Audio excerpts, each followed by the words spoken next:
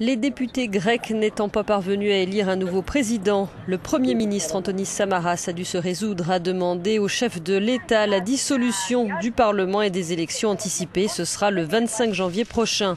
Dans les sondages, le parti de la gauche radicale Syriza devance le parti de droite de la Nouvelle Démocratie du chef du gouvernement.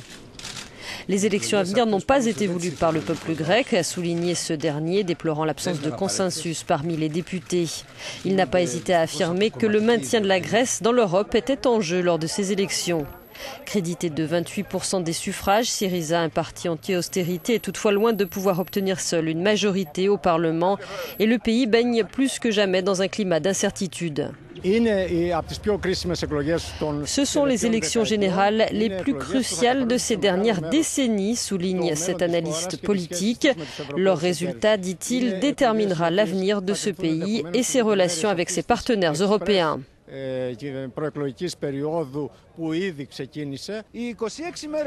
Il reste seulement 26 jours avant l'ouverture du scrutin, nous rappelle notre correspondant à Athènes. Ce sera une des campagnes électorales les plus courtes de l'histoire moderne de la Grèce, dit-il. Les différences idéologiques sont abyssales entre les deux principaux rivaux, la droite et Syriza, ce qui en fait un scrutin particulièrement polarisé.